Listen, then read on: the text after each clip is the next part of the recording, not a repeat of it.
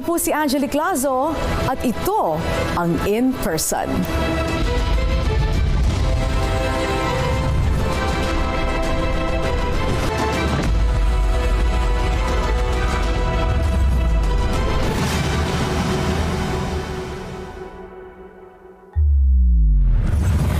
With us tonight, In Person, is one of the most trusted and respected organizations in championing clean, honest, and meaningful elections.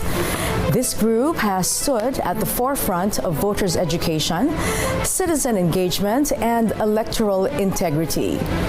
The Parish Pastoral Council for Responsible Voting spokesperson, Ms. Ana de Villa-Singson, and PPCRV Accountable Materials Verifiable Audit Trail Team Chairman, Dr. Arwin Serrano. Good evening and welcome to our program tonight. Good evening, and thank you for the very kind words you said of PPCRV. Good evening, Angelique, and good evening, viewers. Actually, you know, your designation's so short, but yours is so long. Oh, I have many others, but know, it's better to just shorten it. That's my old designation. So what is it now? National coordinator. He's a national coordinator. And I have so many other committees. You know, when you're in a volunteer organization, you wear many hats. But okay na yun, talagang kailangan marami kang gawain. Yes. Okay, so balikan natin ang eleksyon, dahil, well, naproklama na yung mga winners. Yes. Pero syempre, nandiyan pa rin yung ang damdamin ng tao tungkol sa nakalipas na eleksyon. Ano ang nakita ninyo? Kamusta ang naging overall assessment ninyo sa nagdaang eleksyon? Sa kabila ng mga ulat here and there na merong mga makinang pumalya at may mga reklamo here and there. Maraming maganda ko in this particular election. First of all, yun mga voters mismo, the voter behavior changed. They treated it like a presidential election. And why do I say that? Because voter turnout was very high. It reached more than almost 82%. And that's high because in the last midterm election in 2019, yun hindi presidential, midterm lang, the last one was 74%.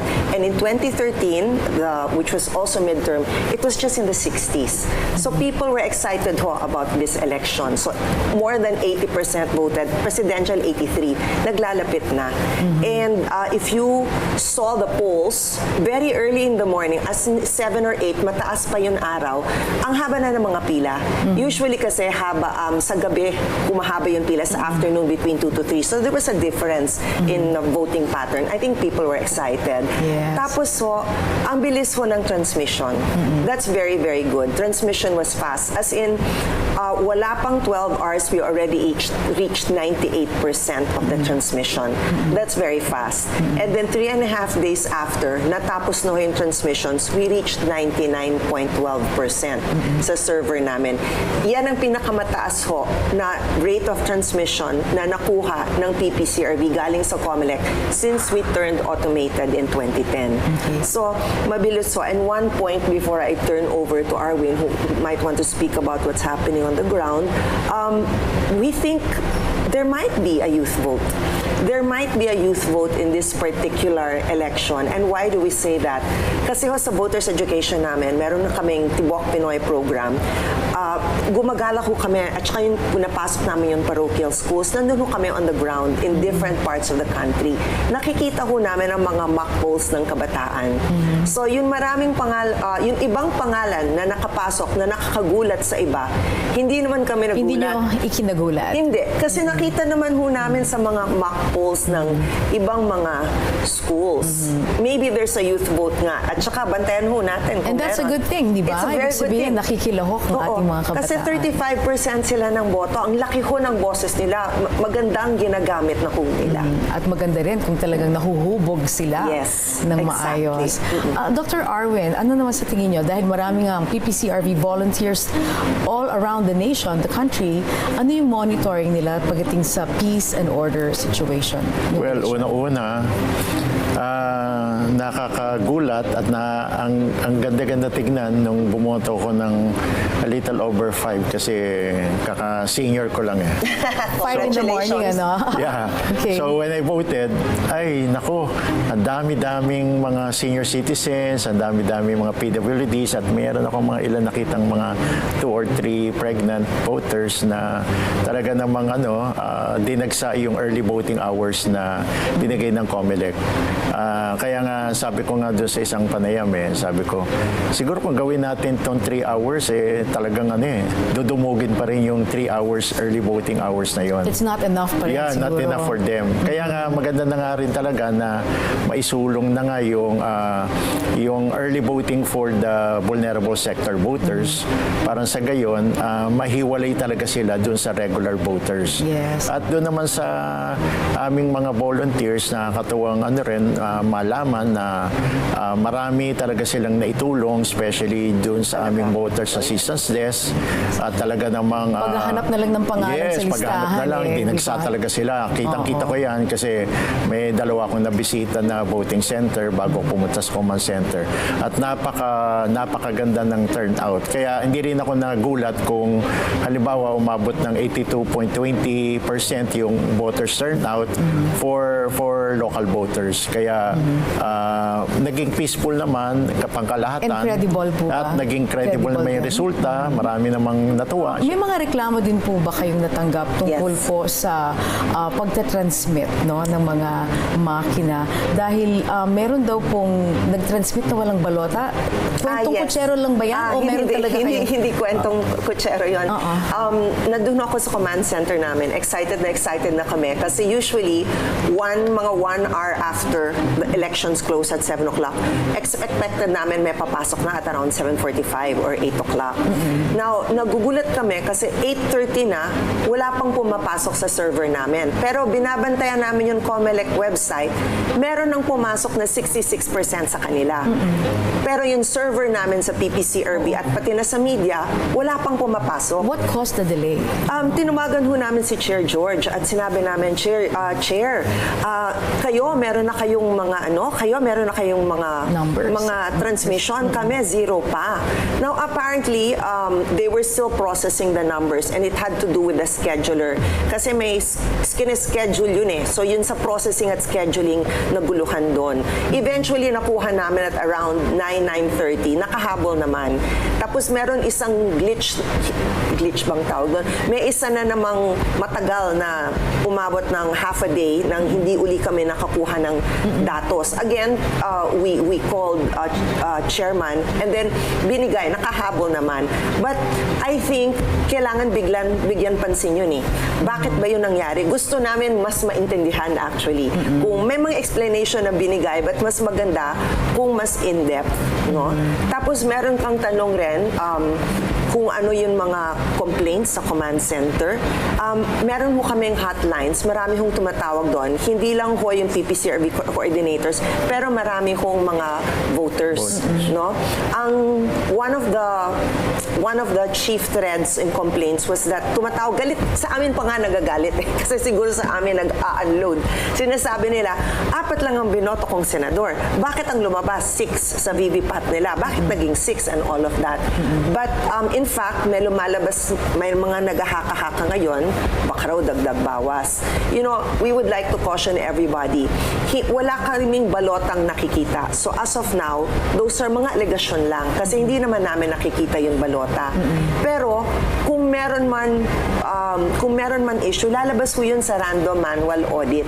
Nagsimula na rin. Nagsimula na. It started on the 14th. So it's already on its 7th day right now. And how long is that going to run? That's going to run for a month, 1.5 days. 1.5 months. That's long, ha? Yes, because iniisa yung random lang yan. Pinili lang na mga... Yes, there are, they chose over 733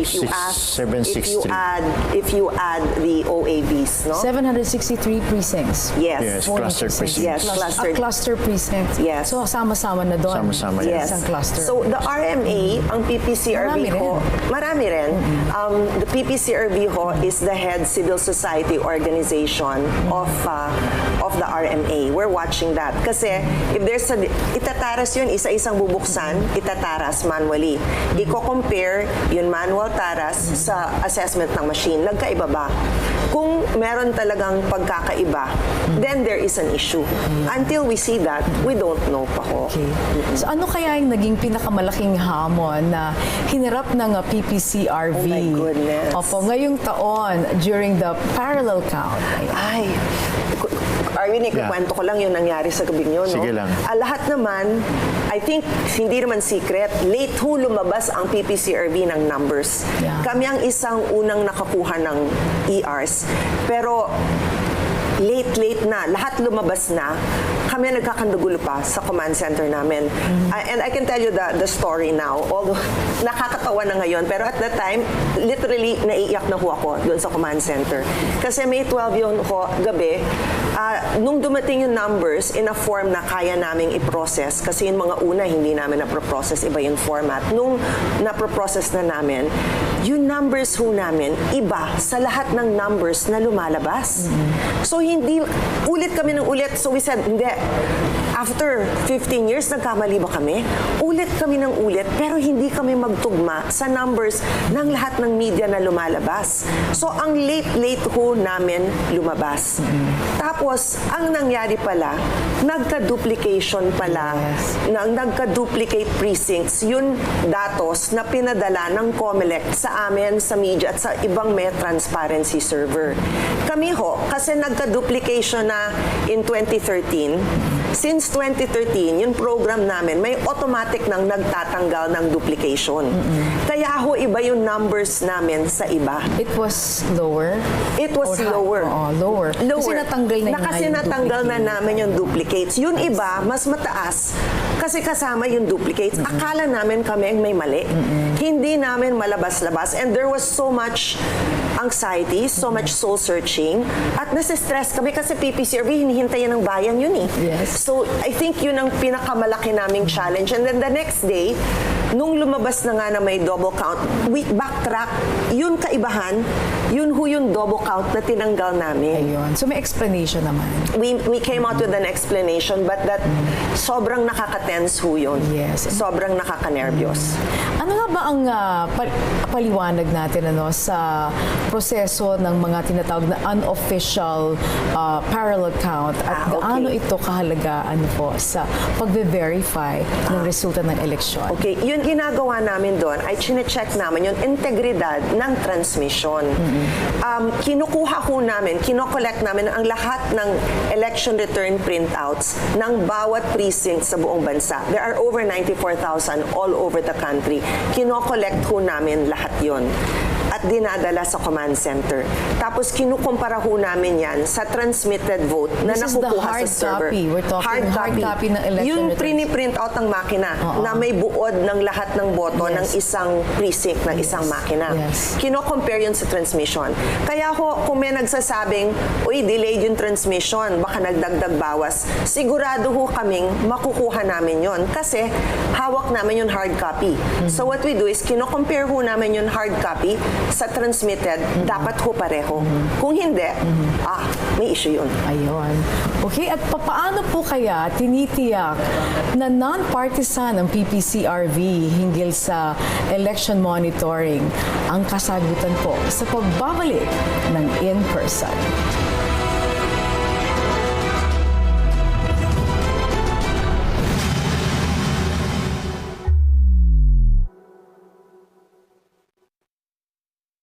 Talagang summer na. Kaya naman, let's beat the heat. Sarap ang lamig. Ang sarap lalo pag mainit. Or feel the heat. Hindi ko lang mahanap kung nasan yung spicy. Asan ka? Ang anghang. Nakikita mo to? Ito yun. Eats Fun goes to San Juan.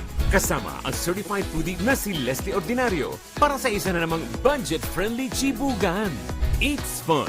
Ngayong linggo, alas 10 ng umaga. Ayoko. Charing. Dito lang sa PTV.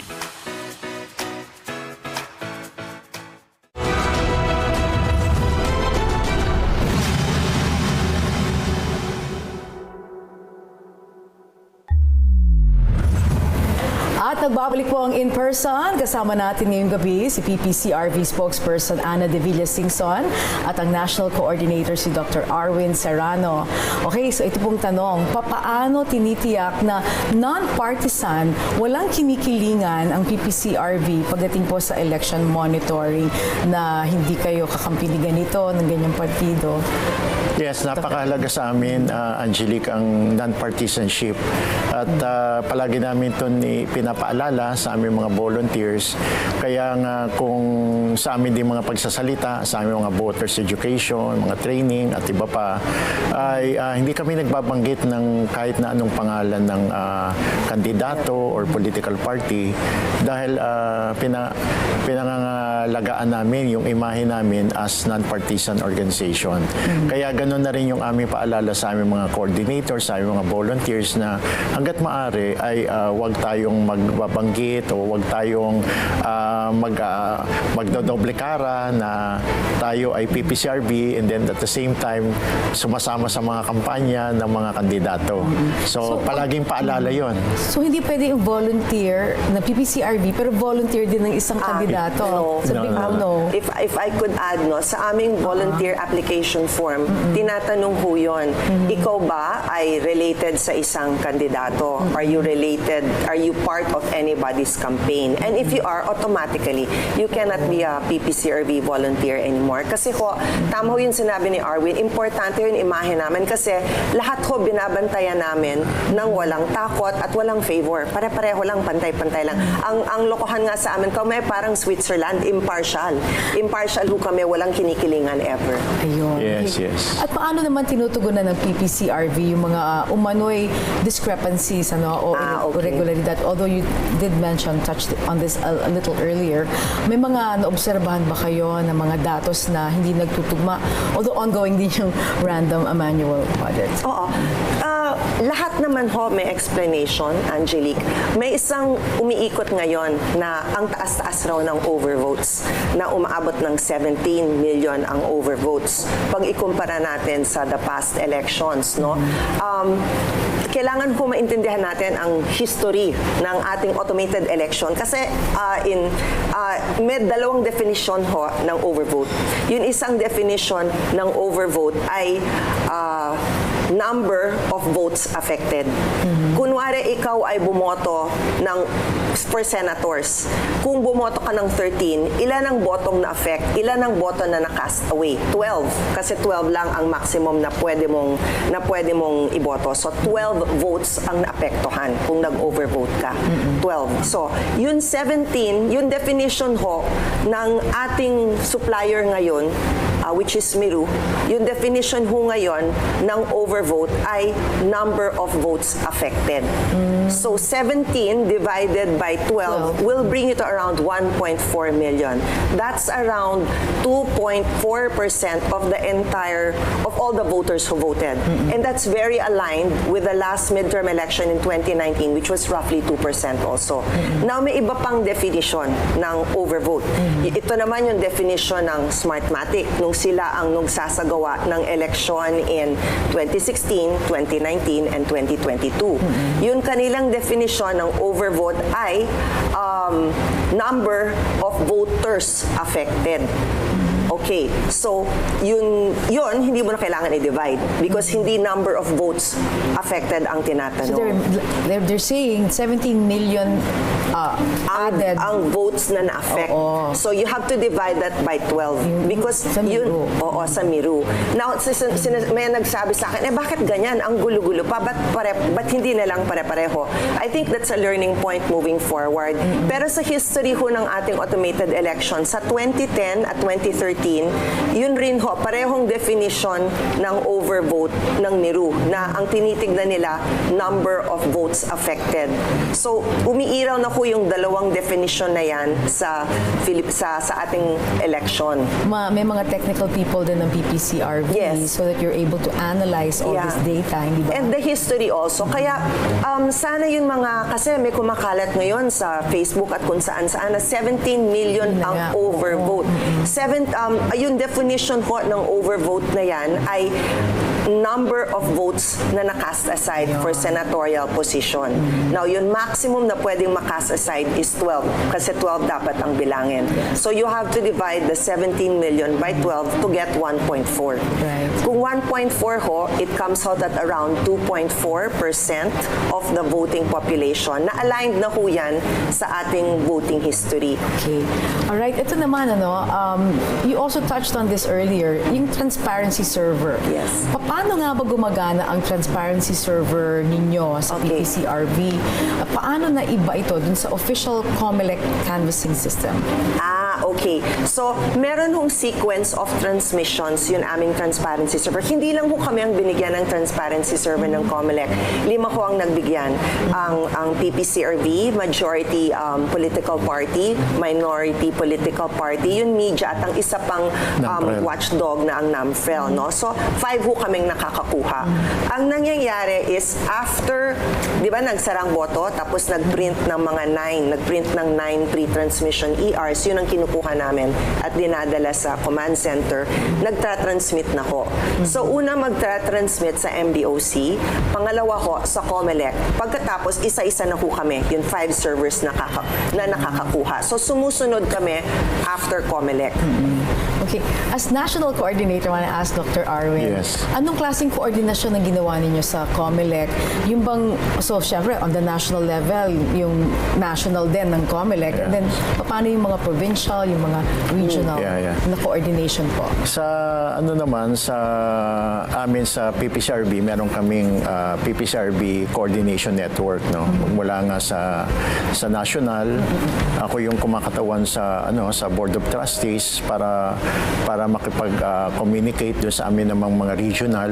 And then yung mga regional, may sub-regional pa yan. Tapos pupunta yan sa diocesan coordinator. And then from diocesan coordinator, meron pang mga vicariate and parishes yan. Because we're talking church structure. Yes, church structure. Diba? Exactly. Yes. Ngayon, kung patungkol naman sa coordination sa COMELEC, uma-attend kami ng mga iba't ibang coordination meeting.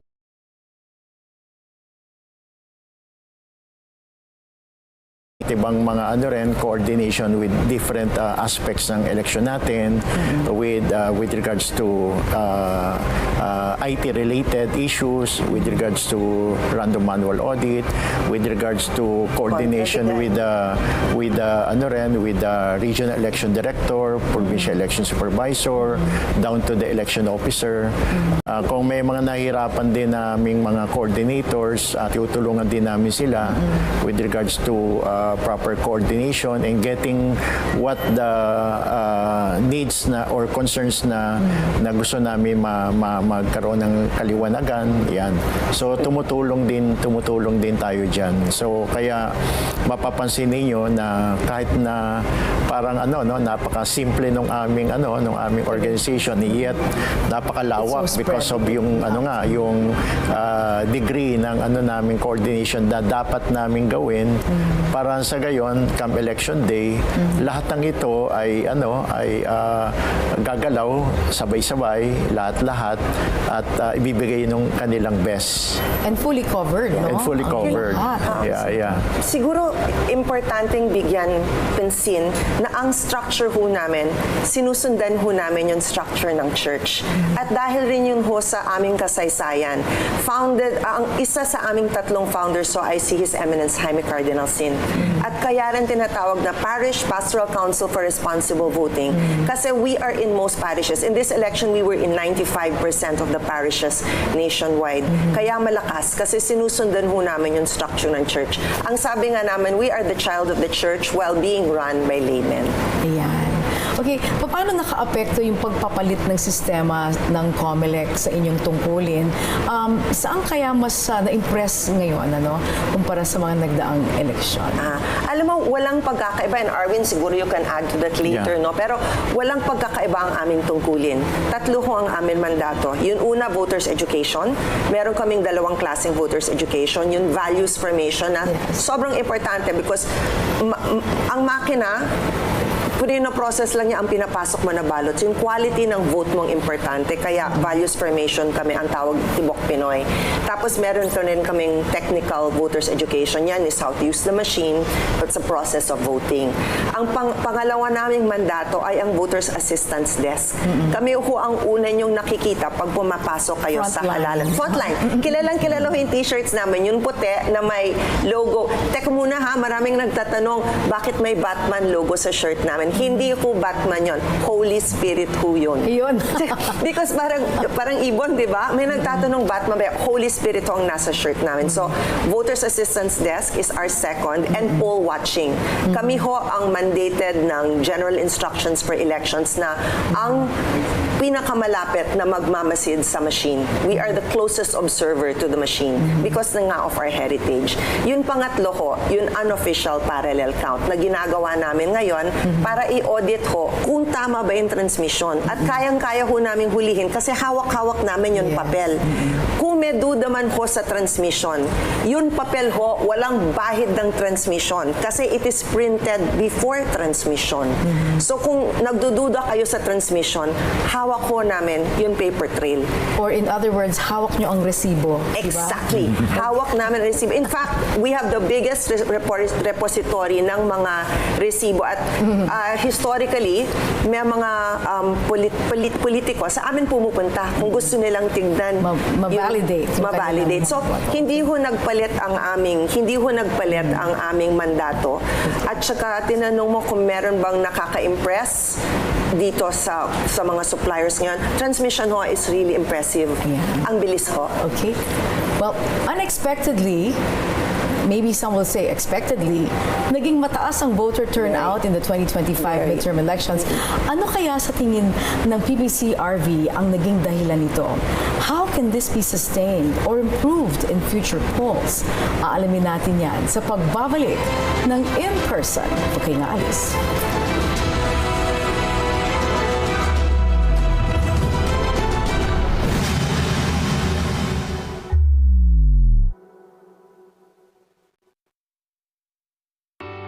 Gusto mo ba ng career sa broadcasting? Ito na ang pagkakataon mo para maging bahagi ng PTV. Kasama ang mga batikang broadcaster na naghahandog ng mga award-winning na programang pang-telebisyon para sa Filipino. Ipadala ang inyong resume.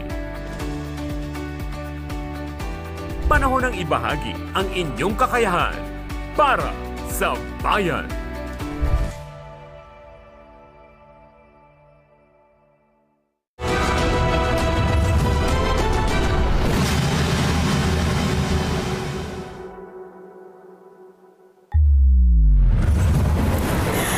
Nagbabalik po ang in-person. Kasama natin ngayong gabi si PPCRV Spokesperson Ana de Villa-Singson and National Coordinator ng PPCRV Dr. Arwin Serrano. Okay, ito pong nabitin nating tanong kanina, no? Unexpectedly, or did you expect this high voter turnout sa 2025 midterm elections? Ano po kaya sa tingin ninyo ang naging dahilan? At ganito nga po yung naging outcome. Okay, nakakatuwang malaman na napakataas nga at usually ang ating midterm elections ay naglalaro lang sa 70 to 75%. And yet ngayon ay pumalo na nga ng mahigit 80%, 82.20 according sa COMELEC. At sana nga masustain natin ito hanggang sa darating na napaka-importanting 2028 election or even the barangay and SK election for that matter. At hindi na tayo bumababa dapat ng 80% at lagi na dapat tayong mataas sa 80% na grado. At isa siguro dito yung patuloy nating paghikayat sa ating mga kabataang botante na harinawa patuloy silang magtiwala sa ating sistema ng demokrasya at patuloy silang tumingin dito na ito talaga ay malaking impact sa kanilang kinabukasan sa mga bagong henerasyon ngayon. At kung kung papansinin nila na ang kanilang boto, ang kanilang paghandog ng matalinong boto ay nangangahulugan din ng ibang resulta sa naging botohan. At kitang-kita natin yan ngayong katatapos lamang na 2025 election. At harinawa, patuloy silang magtiwala at patuloy silang lumabas at patuloy silang magandog ng matalinong boto. Are we talking about the Gen Z Yes. or the Alpha? Ano nga ba? Anong Gen generation? Z. Millennials Yeah. pala. Millennials. Gen Z na ngayon. Yung mga Oo. ages 18 to 30 fall under The Gen Z. So sila yung nag... Yeah. Kasi yung mga millennials medyo nagkaedad na rin eh. Na rin eh. We don't have the data to tell us if it's really the Gen Z because wala naman sa datos na pumapasok sa amin yung gender, Oo. yung age bracket. Pero siguro magandang pagtuunan niya ng pansin ng mga nagre-research at nananaliksik, no? Because people treated this election, this midterm election, ginawa nilang parang presidential. Because parang presidential yung inabot niya eh. So excited ho ang mga tao. Siguro meron silang mga issues na they were excited about. And yun na nga, hindi pa, it's qualitative. It has to be, kailangan siya i-prove ng mga datos na wala naman kami. But maaring siguro may emerging youth vote nga. No? Kasi sa pag-iikot namin sa mga eskwela, kasi sa voters education namin, umiikot kami sa mga eskwela, parochial schools, nationwide, private schools, pati na rin other, basta pumapasok kami kung saan yung mga kabataan, kahit house to house ho. Nakikita ho namin, napaka-ano ho nila eh, passionate, napaka-engaged, at ito yung At nakakatawa. alam ba nila ang issues? Yes. Aware sila? Nagre-research sila. Mas alam pa nila, kasi meron naman ibang kandidatong hindi as familiar as the others. Nabibigay nila yung credentials. Nagugulat ako. Alam nilang, ibig sabihin na nanaliksik sila. Tapos isang natutuwa ako, in most of the schools I went to, except siguro 2 paaralan, may isang tanong na palaging lumalabas. Ang tanong nila, paano namin tuturuan ang nakakatanda sa amin Hala. para mas maging mapanuri ang kanilang pagboto. Ang kabataan ang nagsasabi Baliktad niya. na, hindi ba dapat mas Baliktad. matanda nagtuturo sa mga Exactly. bata? Kakatuwa nga eh. Kakatuwa. Ibig sabihin parang nagmamature ang kanilang outlook. And each time we go, Arwin, di ba, kwento namin, alam nyo, ang laki ng kapangyarihan ninyo. 35% kayo ng boto. More than 1/3 of the vote. Pwede nilang iswing. Pwede nilang ang boto palitan kahit kung kanino. gamitin nilang kanilang kapangyarihan at bumoto ng isang mapanuring pamamaraan ng pagboto. So paano kaya? Anong magiging strategy ng PPCRV para maipagpatuloy itong magandang engagement na ito at yung pagbibigay ng empowerment o lakas sa mga milyong-milyong Pilipino na nag-participate sa eleksyon? Yan ho ang aming focus ngayon. Noon kasi ang PPCRV, nag-work lang, nag-organize lang tuwing election. Tapos in between election, rest muna until the next. Dapat ho tuloy-tuloy. Kaya yung voters education ho namin, ang aming values formation program na tinatawag na Tibok Pinoy, itutuloy-tuloy ho namin yon. Nagpo-forge kami na ang daming-daming partnerships para mas lumaganap pa siya sa mga schools. Kasi kung iisipin mo, values naman ang dapat umiral sa pagpili ng iyong boto. Alam mo, may isang survey na nagsabi that 54% of the voters namimili sila ng kandidato ayon sa personalidad. At kung tanungin mo anong definition ng personalidad, ang sasabihin nila, magaling kumanta or sumayaw sa kampanya. Or ito, madalis kong marinig, ay, nung namatayan kami, bumisita yung kandidato sa burol, bestie na kami. Diba? So, dapat ho, hindi yun ang tinitignan natin, hindi ho may maaayos ng personalidad or kanta or sayaw or bisita ang issues ng bansa. Dapat ho, values ang gamitin namin. So, yun ang aming ongoing program ngayon. Kahit wala ng eleksyon, tuloy-tuloy ho ang aming Tibok Pinoy na sana umiral ang 6 na model values, warang katangian ng Pilipino, yung pagiging makajos, matapat, magalang, masipag, matulungin, makabayan, at nagdagdag na rin kami ng mapanuri. Ayun, okay. Isa pa sa pinag-uusapan din ay papaano natin mabuboost yung public trust sa isang automated elections. Although we've been doing this for a while, ilang eleksyon na rin to. Dr. Arwin, Yes, so, gumaganda na ba yung trust ng tao sa automated?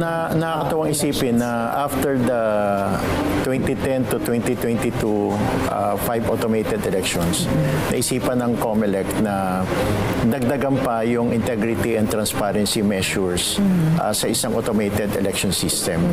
At napakaganda na hindi lang doon sa sa transmission servers na COMELEC Central Server, dating transparency server na biniyak na into 5 at yung local canvassing center, nagdagdag pa ng mga additional transparency measures like nilagyan na ng QR code yung ating mga resibo, yung election returns at Yung ballot face. yung ballot face ay medyo mas maklaro na, At pinakita sa malalaki at nakikita na ng botante, may kukumpara niya yung kanyang resibo over the ballot image, yung kanyang balota, 15 seconds in front, 5 seconds sa likod para sa party list at nilagyan na rin ng mga additional transparency katulad niyang pagbibigay nung dati kasi ang 3 lang, ngayon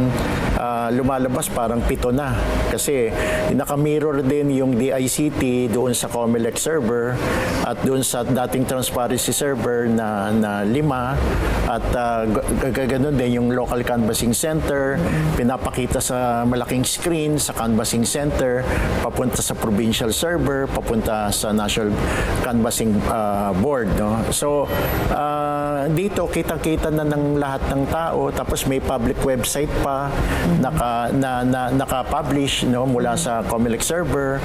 Yung transmission logs lumabas na po yan kahapon kaya makikita na yan ng ating mga IT groups at iba pang mga concerned groups na yung transmission logs at hindi na magre-request katulad nung dati.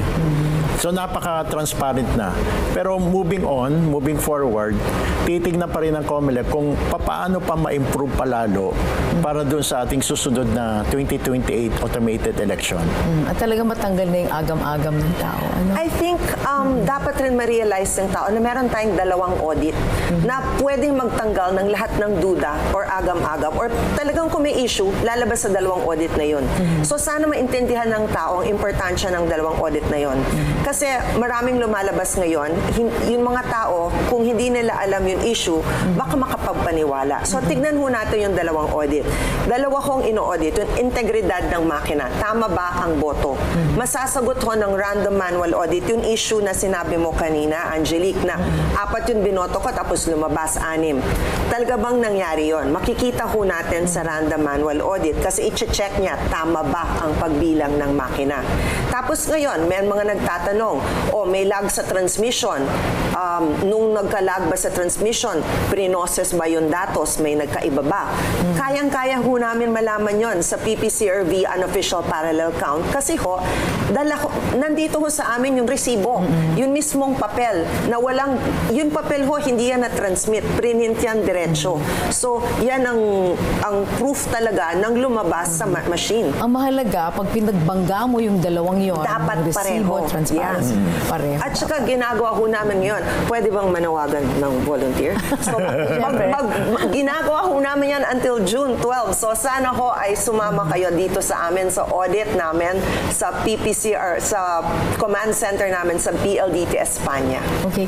Ano kaya mga leksyon o mga insights ang nakuha ninyo, no? Nakuha ng PPCRV sa naging mixed political results, no? Kasi may mga surveys na lumabas, ito yung national surveys, Yes. We're not talking school surveys because iba rin yung mga resulta dyan. Pero on a national level, may mga pangalan na biglang, wow, lumitaw to. Uy, ba't wala to sa survey dati? Yes. Uy, ba't nalaglag si ganito? Yes. Diba? So, paano po ninyo makikita yung influence din? How might these influence voter education and engagement programs? You know, I think dapat maintindihan ng mga tao, maunawaan na ang isang survey ay nagbibigay ng nagre-reflect ng opinion ng tao in a certain point in time. So hindi ho tayo dapat maapektuhan ng kung ano man ang nandun. Marami akong naririnig, ay, yan na pala ang top 12, di na ako boboto. Nandiyan na pala, yun na yun, nakaluklok na doon. So bakit pa, what's the point? But this shows you that engagement to the very last minute is very important and that everybody's vote Ikaw is na ang important. sasala mismo Yes. sa dapat Oo, iboto. kasi ikaw mismo ay nasala na. Ayan, Diba? okay. At marami pa tayong pag-uusapan sa pagbabalik po ng ating programang In Person.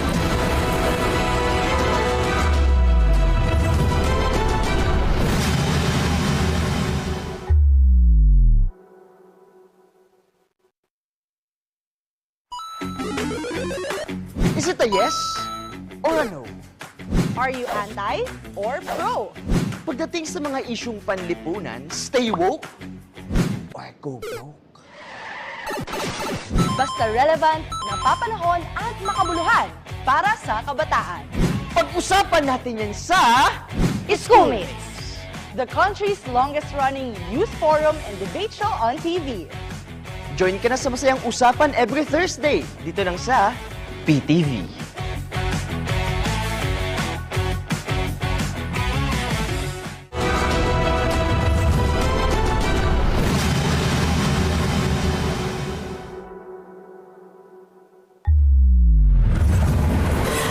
At nagbabalik po ang huling bahagi ng In Person ngayong gabi. At kasama natin si PPCRV Spokesperson Ana de Villa-Singson and National Coordinator ng PPCRV si Dr. Arwin Serrano. So ito nga po, may mga napansin ba kayong mga pagbabago sa attitude o participation din ng mga kabataan ngayong halalan? Although you did say that during your itong mga workshops with them, na talagang ganado sila, nanaliksik sila. Of all the generations raw, yung Gen Z ang pinaka most probable na mag-advocate for environmental issues, for conservation of nature, and sila raw ang very engaged in terms of expressing their nationhood. At nakita ho namin yun. Kasi talagang yung mga bata nagre-research, hindi lang nagre-research, pinupuno ho nila ang aming command center at pinupuno ho nila ang aming rangko ng mga volunteers. So very engaged sila. Gusto nilang makilahok, which is very, very good.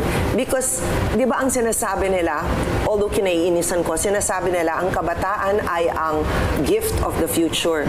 Pag-asa ng bayan. Pag-asa ng bayan. Pero naiinis ako dyan, Angelique, sa totoo lang, pag naririnig ko. Because another word for gift is present. Bakit kailangan maghintay pa for the future? They are present gifts. So tuwing nagbo-voters education, sinasabi namin, be the present gift that you are. Let your voice be heard. At sa palagay niyo, mas magiging mas mapanuri pa ang ating mga botante ngayong kumpara sa dati, no? Nakita natin in some cases parang they were really more discerning. Yes.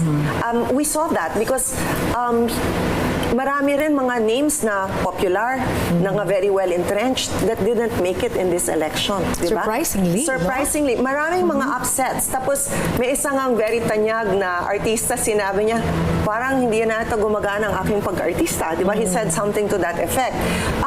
I think people are realizing na hindi lang personalidad ang dapat piliin. Kasi ang dami ho ng issues. Like, in the SWS surveys, yung pinakamatataas na issue ho, basic prices, access to education, access to health care, and housing. Paano naman ho yun matutugunan ng personalidad? So, mas nagiging mapanuri ang tao at sana ho tuloy-tuloy na yun. Sana ho mapalitan yun. January SWS survey yun, sinasabi 54% base their candidate choice on personality. Ito medyo on the personal note, no? Dahil in person tayo. I want to ask Dr. Arwin first. Dr. Arwin, you are a vet, a veterinarian, di ba? Yung talaga ang career ninyo. What made you shift into something like this? Parang ang layo po yata. No, I never shifted. So tuloy-tuloy pa rin. Yes, Okay. because nung nag-start ako na serve sa ganitong larangan, nagkaroon ng panawagan ng paglilista ng volunteers para doon sa susunod na batasang pambansa na halalan, February 1984. Kaya sumali ako, wala sa parokya namin, ang pinakamalapit sa amin yung St. John Bosco Parish sa Makati. Sumali ako roon, nag-volunteer ako sa isang grupo. And then magmula noon, tuloy-tuloy na yon. Every election, lagi akong tinatap. And then hanggang sa dumating itong PPCRV noong 1991, lumipat na ako doon sa PPCRV.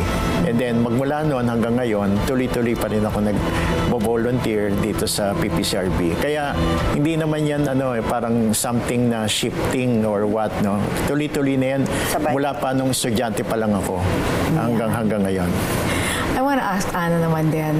Nagkasabay tayong Ateneo at some point, Yes, di ba? yes. And of course, your mom. Yes, it's one. Your mom was very active Yes. in the PPCRV. Yeah. And but what made you decide to carry on? Well, yes, my mom is one of the 3 founders of PPCRV. And parang PPCRV, anim ho kaming anak. Parang may 7 anak. Kasi sa bahay namin in the late 80s, puro PPCRV ang naririnig ko. Dinner time, lunch time, breakfast time, yun na lang ho ang palaging pinagtutuunan ng pansin ng nanay ko. So, it started because of my mother's passion and advocacy. But hindi nagtagal, naging passion ko at advocacy na rin. At naging passion ko dahil, alam nyo, pag na-meet nyo ho ang PPCRV volunteers, talagang tataba ang puso ninyo matutuwa kayo at maniniwala kayo na talagang mababait ang Pilipino. Nakikita ko yun sa command center. Alam nyo, tuwing eleksyon, minsan 1 oras, 2 oras na lang ho ang tulog, kung may tulog at all. Pero tuwing nami-meet ko ang volunteers, na bawat isa sa kanila ay parang bayani kasi wala naman ho silang hinihintay na recognition or award. Gusto lang talagang magsilbi. May pagmamahalang talaga sa Diyos at sa bansa. Talagang doon ko ho kinukuha ang aking lakas. Doon ho napapalakas ang aking faith na napakabait ho ng Pilipino. Kasi ang bawat volunteer, para sa akin, definition ho ng bayani. So, yun ho ang pinagmula ng aking advocacy at yun ho ang pinagmumula ng aking lakas na tuwing ako'y pagod na pagod, tuwing gusto ko na talagang mag-give up, di ba may tanong, para kanino ka ba bumabangon? Sa eleksyon, of course, ako bumabangon sa anak ko para sa mga anak at asawa ko. But tuwing eleksyon, talagang ho ang aking source of strength. Bawat isa sa mga PPCRV volunteers na hangang-hanga talaga ako. So ano po kaya ang mga parting messages natin? Let's start with Anna first, ladies first. Okay. Parting message, gusto ko lang ho magbigay ng taus-pusong pasasalamat sa bawat isang volunteer ng PPCRV. Kayo ho para sa akin ang definisyon ng huwarang Pilipino, ng huwarang bayani, mga modern na bayani ng ating bansa. Kasi wala naman ho kayong hinihintay, gusto nyo lang magsilbi, gusto nyo lang tumulong. At katakot-takot ho ang messages sa Facebook at tawag na nakukuha namin na nagpapasalamat sa inyo, sa inyong tulong. So gusto kong ipaabot sa inyo na marami kong nagpapasalamat sa inyo at humahanga sa iyo. At lalong-lalo na ho kami dito sa National. Sa Sambayanan, nakakatuwa naman ho na ang ating mid-term election ay parang ginawa niyong presidential election. Sana ho yung passion, yung engagement ay hindi na maputol at tuloy-tuloy na. Sana next time umabot tayo ng 90% turnout. Bansa ho natin to Ito ho this is the bedrock of our lives. So, maganda ho na bigyan natin ng ating one good vote. Isang botong mapanuri, isang botong may katangian ng makadiyos, matapat, magalang, matulungin, masipag, makabayan at mapanuri. Salamat ho sa pagtulong ninyo sa PPCRV. Thank you, Anna, and you, Dr. Arwin. Yes, una sa lahat, maraming salamat mga ginigiliw namin mga volunteers at alam ko na napakahirap ng ating nagawa sa preparasyon natin before, lalo na sa mismong araw ng eleksyon, and then also yung after election dahil iipunin natin yung ating mga election returns, papadala sa command center at alam ko marami sa atin na nabaha nung pag-uwi natin after election, after serving sa ating ating mga voting centers sa ating parokya. At talagang kung pwede ko nga lang nasabitan kayo ng medalya, bawat isa ay marapat kong gawin at talagang nagpapasalamat kami ng husto para sa mga kandidatong nanalo. Harinawa, kayo ay talagang mag-alay ng inyong best public service. Kayo po ay magsisilbing aming lingkod bayan sa loob ng 3 taon at sa Senado nga ay 6 na taon. Ganon din sa mga naglingkod na iba pa, mga teachers, mga pulis, sundalo at iba pa na mga katuwang. Maraming salamat din po sa inyong lahat. Yes, talagang it takes a whole nation takes a village, to make yes. our elections truly credible. Yes. And something that we should continue to practice with values, correct values. So maraming salamat po sa ating mga panauhin, Parish Pastoral Council for Responsible Voting, Spokesperson Ms. Ana de Villa-Singson, and National Coordinator Dr. Arwin Serrano. Thank you for sharing your time Thank with you us also tonight. for having us here. Maraming salamat. Ang insights ninyo. Maraming salamat. Patuloy na naninindigan ang Parish Pastoral Council for Responsible Voting para sa isang malinis, mapayapa at makatarungang halalan sa Pilipinas. Isang halalan kung saan ang bawat boto ay may halaga at ang bawat Pilipino ay may boses. At yan po ang tunay na mukha sa likod ng mga balita at mga isyong pinag-uusapan. Matapang na humarap at nagpakilala, ako po si Angelique Lazo at ito ang In Person.